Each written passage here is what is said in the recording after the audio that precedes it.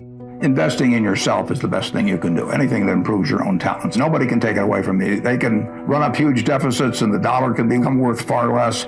You can have all kinds of things happen. But if you've got talent yourself and you've maximized your talent, you've got a terrific asset. And so that doesn't mean everybody should go to college, but it does mean that any way you find to improve, communication skills are enormously important. I mean, I took a Dale Carnegie course that I paid $100 for, and it was worth a college degree. I advise students, as much as possible, look for the job that you would take if you didn't need a job. Don't sleepwalk through life, and don't say it's all going to be great.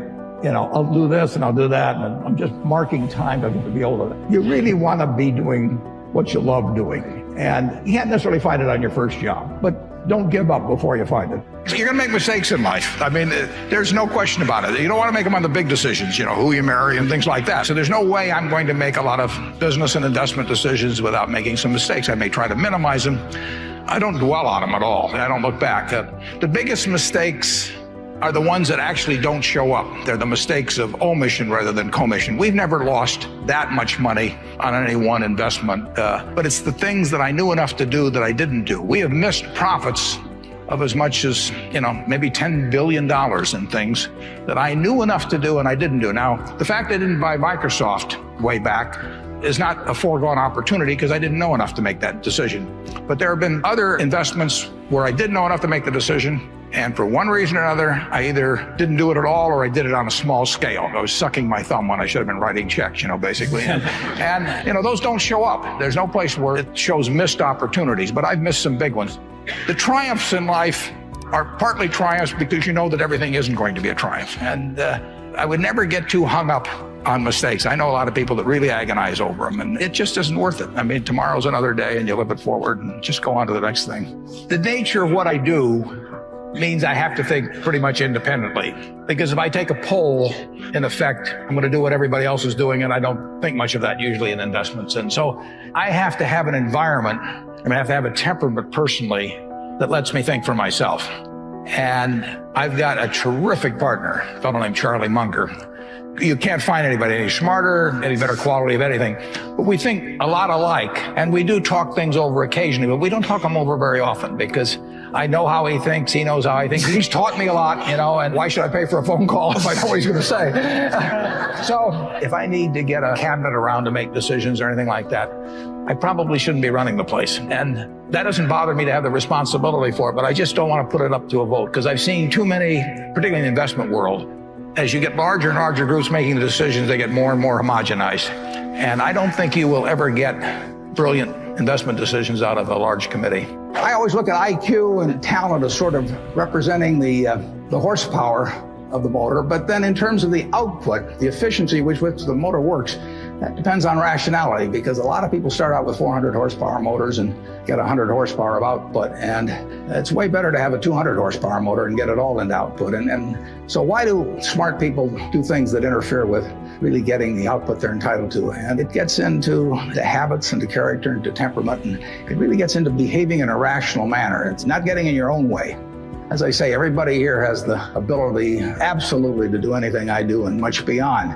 And some of you will and some of you won't. The ones that won't, it will be because you get in your own way. It won't because the world doesn't allow you to. It will be because you don't allow yourself to. You want to associate with people who are the kind of person you'd like to be. You'll move in that direction. And the most important person by far in that respect is your spouse. I can't overemphasize how important that is. And you're right. The friends you have, they will form you as you go through life, and make some good friends, keep them for the rest of your life, but have them be people that you admire as well as like them. I have an old-fashioned belief that I should expect to make money in things that I understand. And when I say understand, I don't mean understand, you know, what the product does or anything like that. I mean understand what the economics of the business are likely to look like 10 years from now or 20 years from now. I know, in general, what the economics of, say, Wrigley chewing gum will look like 10 years from now. The internet isn't going to change the way people chew gum. It isn't going to change which gum they chew. You know, if you own the chewing gum market in a big way, and you've got Double Mint and Spearmint and Juicy Fruit, those brands will be there 10 years from now. So I can't pinpoint exactly what the numbers are going to look like on Wrigley, but I'm not going to be way off if I try to look forward on something like that. evaluating that company is within what I call my circle of competence. I understand what they do. I understand the economics of it. I understand the competitive aspects of the business. So figuring out the economic consequences, TV, I think there's, 20, 25 million sets a year sold in the United States. I don't think there's one of them made in the United States anymore. I mean, you'd say TV set manufacturer, what a wonderful business. Everybody, nobody had a TV in 1950. Everybody has multiple sets now. Nobody in the United States has made any real money making the sets. They're all out of business. The Magnavoxes, the RCAs, all of those companies. Radio was the equivalent of over 500 companies making radios in the 1920s. Again, I don't think there's a U.S. radio manufacturer at the present time. But Coca-Cola, what was it, 1884 at Jacobs Pharmacy or whatever, this fellow comes up with something, a lot of copiers over the years. But now you've got a company that is selling roughly 1.1 billion 8-ounce servings of its product, not all Coke, Sprite, and some others, daily throughout the world 117 years later. So understanding the economic characteristics of a business is different than predicting the fact that an industry is going to do wonderfully. So when I look at the internet businesses or I look at tech businesses, I say this is a marvelous thing, and I love to play around on the computer, and I order my books from Amazon and all kinds of things, but I don't know who's going to win.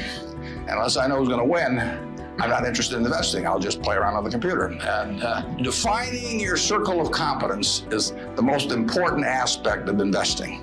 It's not how large your circle is. You don't have to be an expert on everything.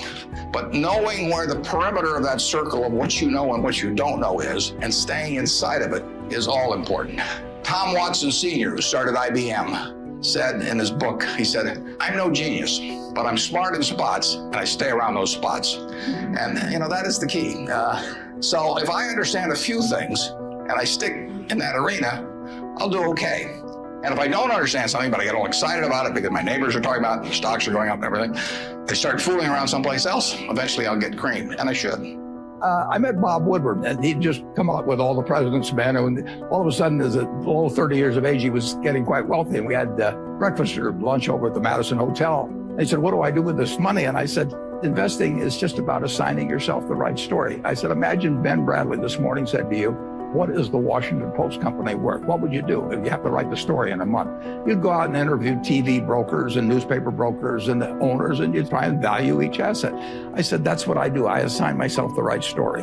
And it's nothing more than that. Now, there's some stories I can't write. If you ask me to write a story on, what is some glamorous but non-profit making business worth, I don't know how to write that story. But if you ask me to write a story on what is Potomac Electric Power worth or something like that, I can write the story. And that's what I'm doing every day. It's been my painting for 50-some years. I get to paint what I want. I don't have to follow what Wall Street is telling me to do next quarter or something. So I own the brush, I own the canvas, and the canvas is unlimited. Now, that's a pretty nice game, and I get to do it every day with people I like. I don't have to associate with anyone that causes my stomach to churn.